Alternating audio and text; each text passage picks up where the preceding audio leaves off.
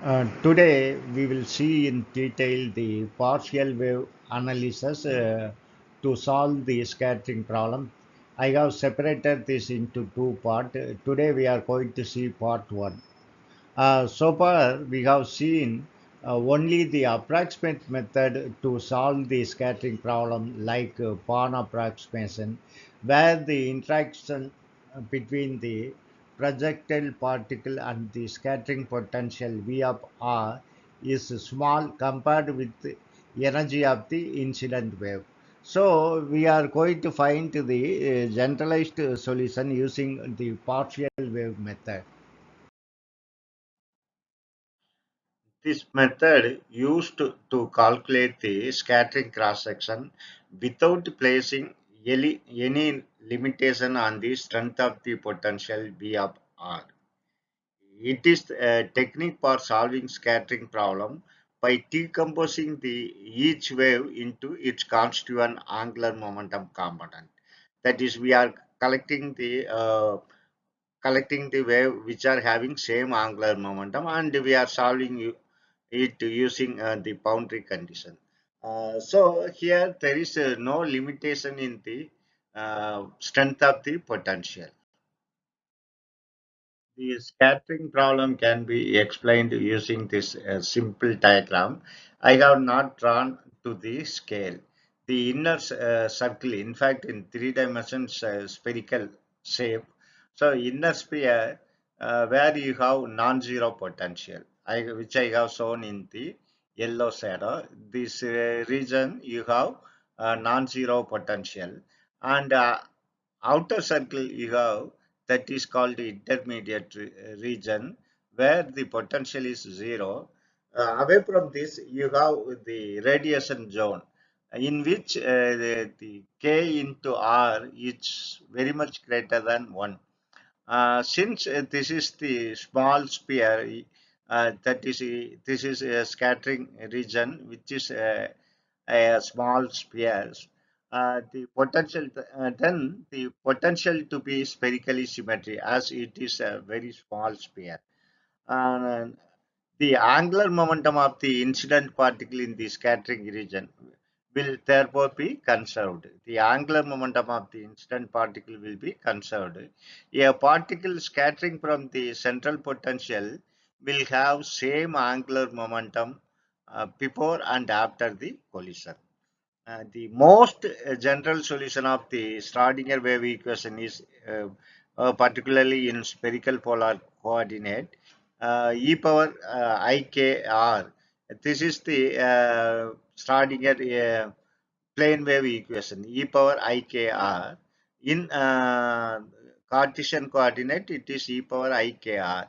In spherical polar coordinate, it is equal to summation over LM CLM RKL, which capital RKL, which is a function of R alone, and YLM, which is a function of theta and pi. This is the angular part of the wave function. This one is the radial part of the wave function, and CLM is the expansion coefficient. We know that the radial equation is this one. And I have explained in detail about the radial equation in my lecture on radial equation. You can refer my earlier lecture on radial equation. I think I need not to repeat that here. Uh, so at a very large distance, the potential goes to zero. You can see from this diagram.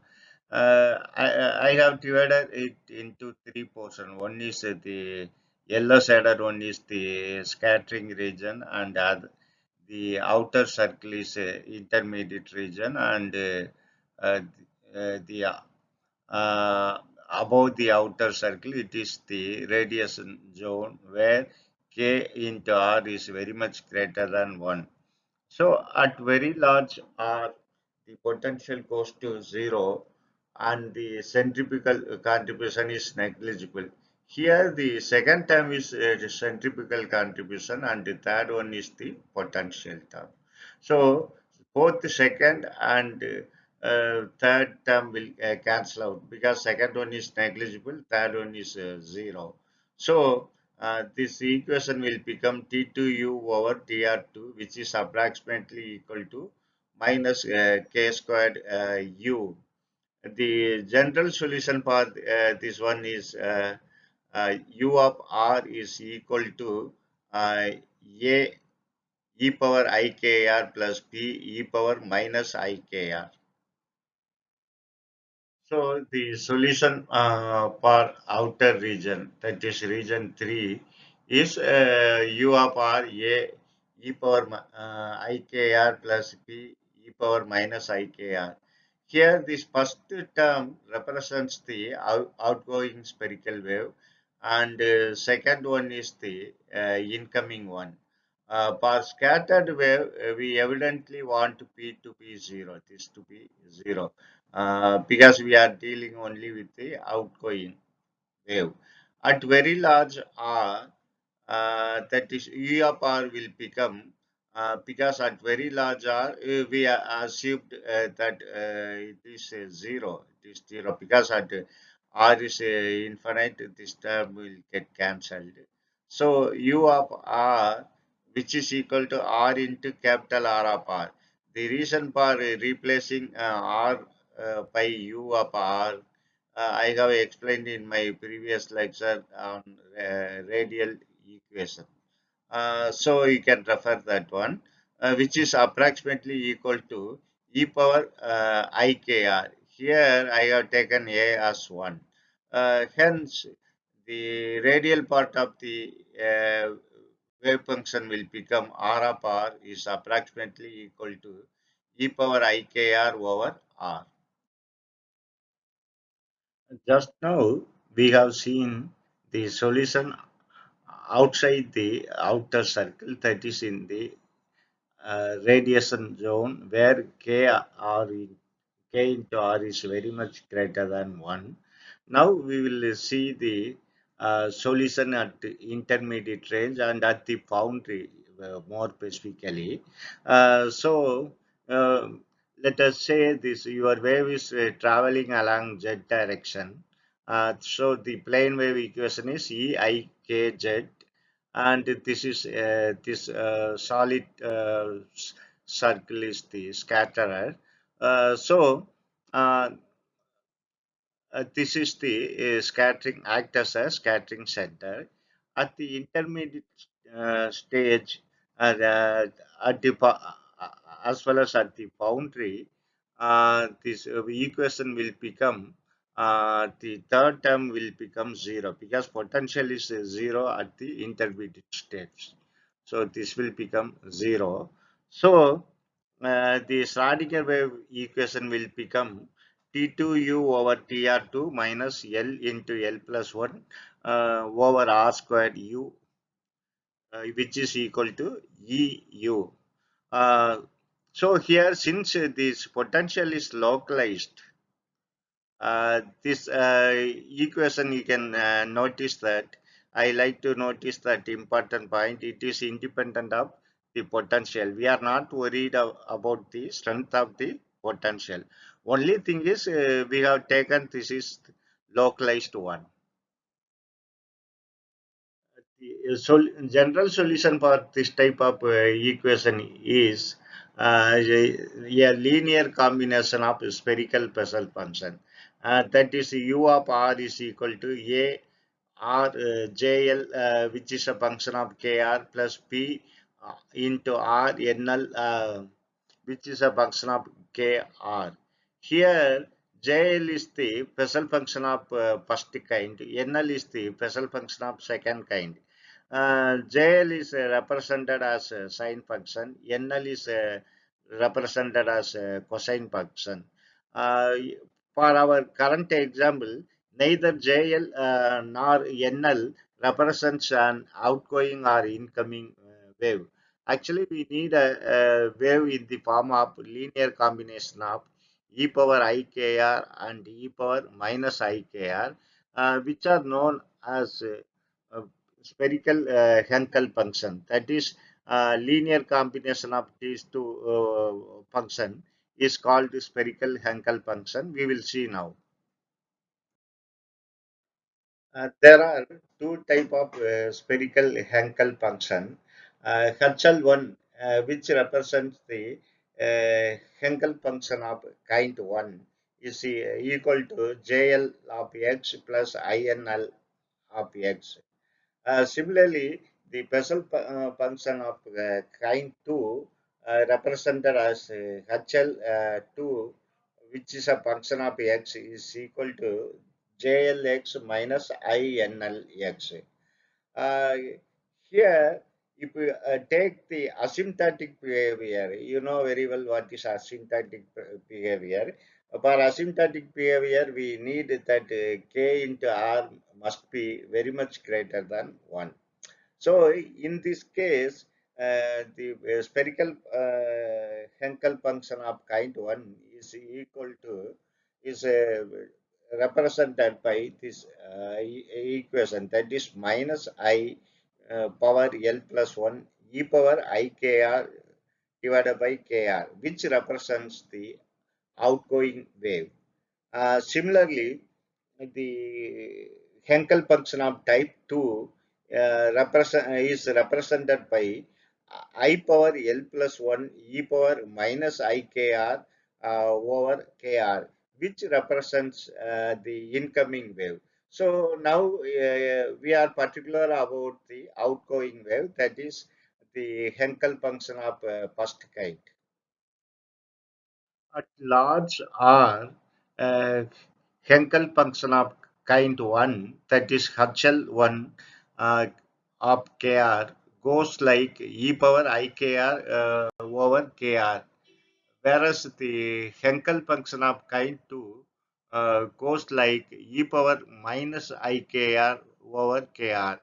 So for outgoing wave, then we need a spherical Henkel function of first kind, that is this one. This represents the outgoing wave. So naturally, the radial part of the wave function is equal to approximately equal to Hl1 Kr. Thus, the exact wave function outside the scattering region where Vr is equal to 0, V of r is equal to 0, is psi of r theta pi, which is equal to a into e power ikz plus summation over lm clm h l1 of kr ylm, which is a function of theta and pi. We have seen already this one, except here the I have shown in green color band, which is equal to RL. I have replaced R of L by this one, HL of 1. That is, I have replaced the radial wave function in terms of Hankel function. So here the first term represents the incident plane wave. Second term represents the scattered wave. Here, as usual, CLM is the expansion coefficient. This HL we have replaced for the radial part of the wave equation. Uh, since we assumed that this potential is spherically symmetric, because as potential is localized, the wave function cannot depend on pi. So that means m must be equal to 0. And we know very well that YL0, which is a function of theta alone, because pi dependence goes away, because it is spherically symmetry, which is equal to square root of 2L plus 1 divided by 4 pi into PL cos theta. So here now I have replaced this YL 0. Since m is equal to 0, the summation become only L, summation over L. I have replaced this YLM, YL0 pi square root of 2L plus 1 divided by 4 pi PL cos theta. Finally, the total wave function, which is a function of r and theta, will become like this.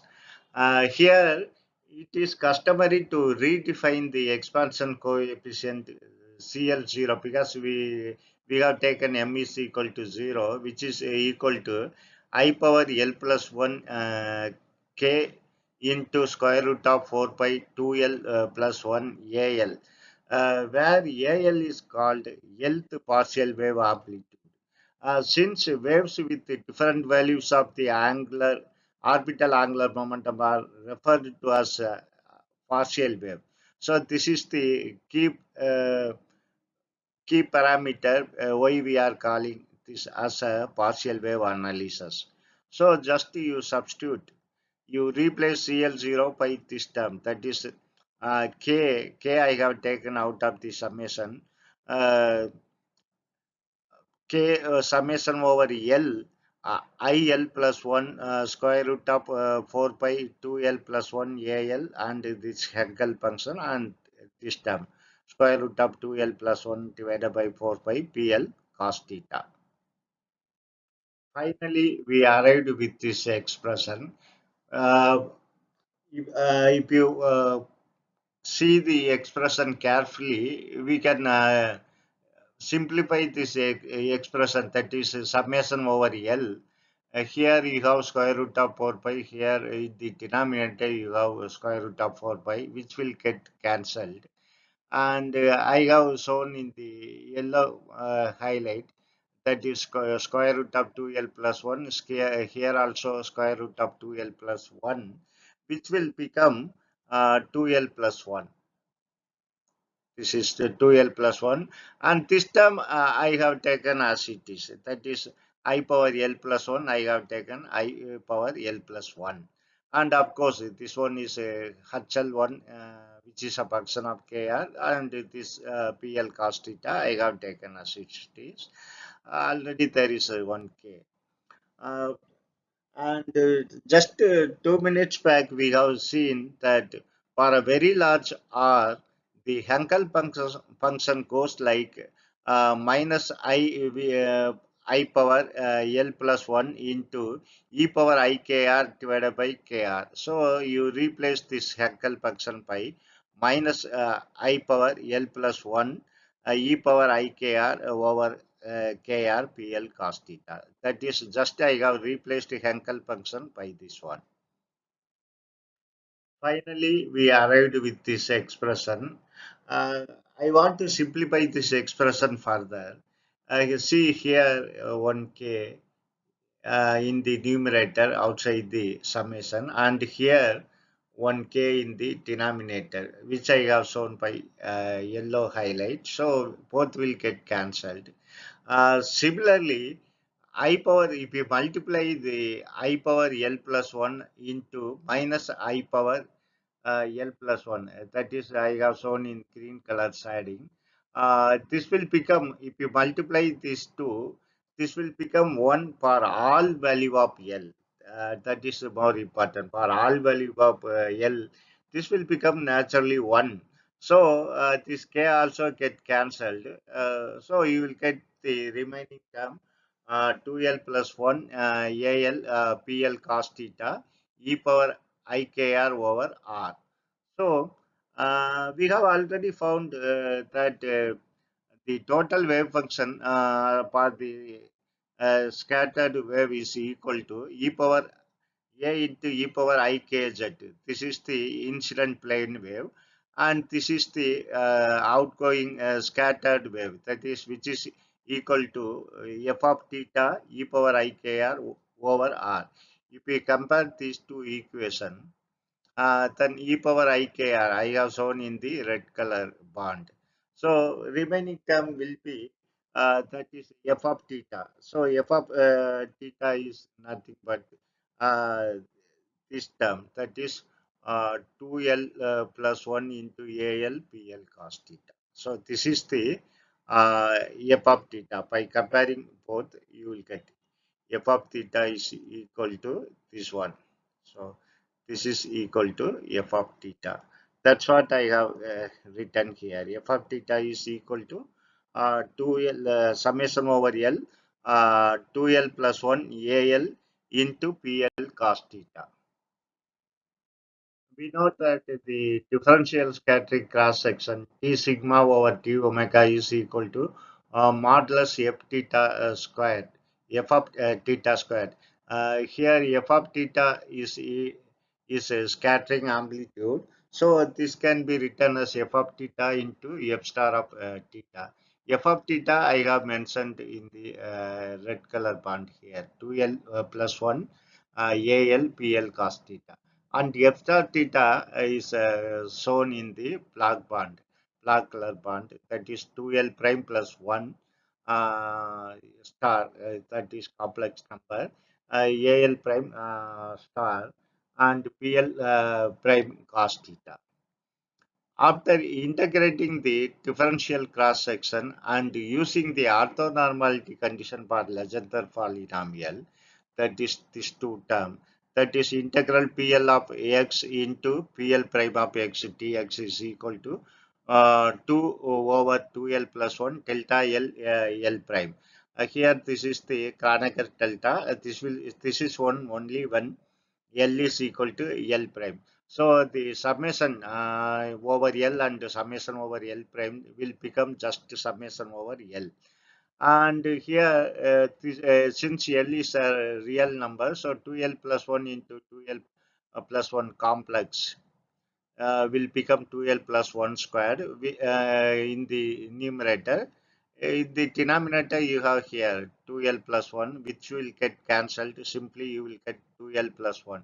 Similarly, if you multiply this, you will get AL modulus AL whole square. Uh, and this if you integrate over the solid angle, you will get 4 pi. This will become sigma is equal to 4 pi into summation over L into 2L plus 1 AL square, where modulus AL square, where AL is the partial amplitude of the Lth wave. So this is the total scattering cross section.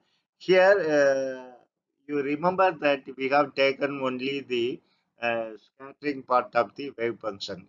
We have not taken the incident wave. But actually the scattered wave consists of both incident wave and as well as the scattered wave.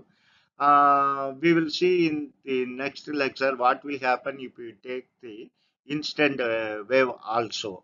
Uh, we will see the more detail in my lecture, in my next lecture, that is partial wave analysis part 2.